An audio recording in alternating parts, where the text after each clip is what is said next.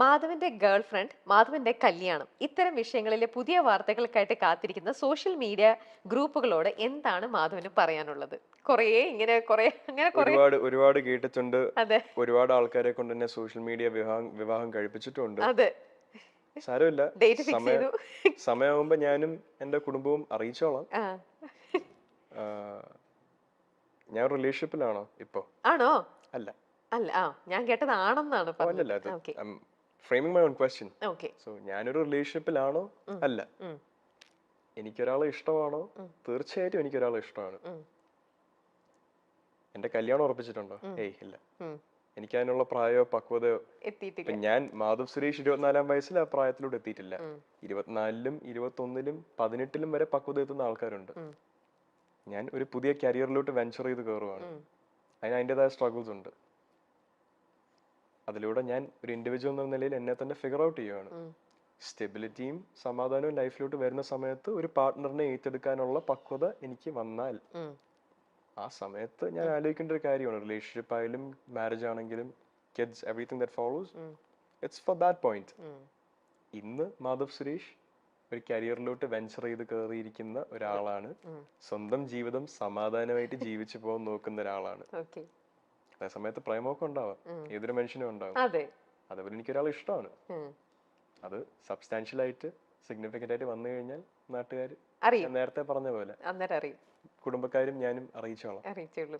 ഇപ്പോ നമ്മുടെ സെലിബ്രിറ്റിയുടെ പേര് തന്നെയാണെങ്കിൽ പോലും ദിലീപേട്ടന്റെ മോള് മീനാക്ഷിയുടെ പേരിലും ഒക്കെ കുറെ നിങ്ങളുടെ തമ്മിലുള്ള കല്യാണം തീരുമാനിച്ചു വിത്ത് ഫാമിലി ആയിട്ടുള്ള ഫോട്ടോയും കാര്യങ്ങളൊക്കെയാ വരുന്നത്.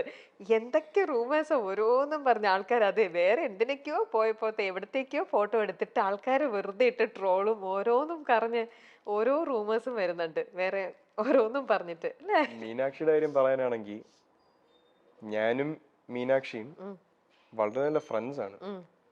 നമ്മൾ ഏകദേശം ലൈഫിന് ഒരേ പേഴ്സ്പെക്റ്റീവ്, ഏകദേശം മാധവും മീനാക്ഷി എന്ന് പറയുന്നത് ആണും പെണ്ണും വേർഷൻസ് ആണ് എന്ന് പറയാൻ പറ്റും. പല കാര്യങ്ങളിലും ബിഹേവിയർ അതിന് സംസാരിക്കുന്ന രീതിയാണെങ്കിലും അങ്ങനെയുള്ളതാ. നമ്മൾ അടുത്ത സുഹൃത്തുക്കളാണ്. Are we best friends? No. Are we friends? Close friends? Yes, we are. അതിന്റെ മുകളിലോട്ട് ഒരു ചെറിയ ഞാനും ദിലീപ് അങ്കിൾ ഒരു ഫോട്ടോ ഇട്ടാലോ, ഇനി മീനാക്ഷി എന്റെ ചേച്ചിയുടെ കല്യാണത്തിന് വന്നാലോ, നമ്മൾ ഇതിൽ ഇവന്റിൽ വെച്ച് കണ്ടൊരു ഫോട്ടോ ഇട്ടാലോ നേരെ കല്യാണാലോചനയോട്ട് പോകുന്നത് അഗൈൻ ഞാൻ പറഞ്ഞ പോലെ goes back down to ratings, ആൾക്കാരുടെ ക്ലിക്സ്. അത് കിട്ടാൻ വേണ്ടി ഇങ്ങനെ ഒരു രണ്ട് സെലിബ്രിറ്റീസിന്റെ മക്കളെ വിവാഹം കഴിക്കുന്നു എന്നുള്ള ന്യൂസ് വരുമ്പോ ആരായാലും ക്ലിക്ക് ചെയ്ത് പോകും, എസ്പെഷ്യലി ഇൻ ദിസ് ക്രൗഡ്. ഞാൻ എന്നെ തന്നെ പിടിച്ച് പുകഴ്ത്തി പറയുന്നതല്ല, ബട്ട് അഗൈൻ ഈ പേര് സുരേഷ് ഗോപി ആൻഡ് ദിലീപ് എന്നുള്ള പേരുള്ളത് കൊണ്ട് ആൾക്കാർ ക്ലിക്ക് ചെയ്യും. അതിനുവേണ്ടി ഇങ്ങനെ ന്യൂസും റൂമേഴ്സും ക്രിയേറ്റ് ചെയ്ത് വിടുക എന്നുള്ളത് അഗൈൻ മാധ്യമക്കാരുടെ ഒരു രീതിയാണ്. അവർക്കും മുന്നോട്ട് പോകണ്ടേ.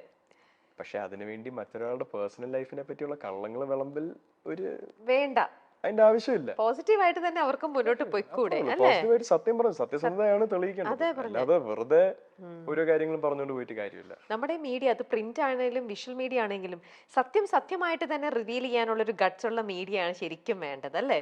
ഇങ്ങനെ ഒരു ഫേക്ക് മീഡിയം അവർക്ക് ഇങ്ങനെ കുറെ ട്രോളാനും അല്ലെങ്കിൽ അവർക്ക് കുറച്ച് ഇങ്ങനത്തെ കുറെ കൊമന്റ്സും ഇങ്ങനത്തെ അങ്ങനെയുള്ളതല്ലല്ലോ, ജെനുവിൻ ആവുക അല്ലേ? മനുഷ്യന്റെ ഒരു പേർപ്പസ് തന്നെ ജെനുവിൻ ആവുക എന്നുള്ളത്. 90% മനുഷ്യരും ജെനുവിൻ അല്ല. It's a fact. ഞാൻ 100% genuine ആണോ? I don't think so. I try my best. Am I 100% genuine with every single thing I do in my life? No, sometimes I have to make an ingenuine decision to protect myself. സ്വാഭാവികമാണ്. പക്ഷെ നമ്മുടെ ലൈഫിന്റെ core തന്നെ ഇൻജെന്യൂനിറ്റി ആക്കരുത്. Especially മറ്റാൾക്കാരുടെ ജീവിതത്തിനെ പറ്റി സംസാരിച്ച് അല്ലെങ്കിൽ മാസ് മീഡിയയിലോട്ട് ആക്സസ് ഉള്ള ആൾക്കാരാണെങ്കിൽ don't go spreading rumors, don't go spreading lies. സത്യം പറയാ, അതാണ് മീഡിയയുടെ ഉത്തരവാദിത്വം.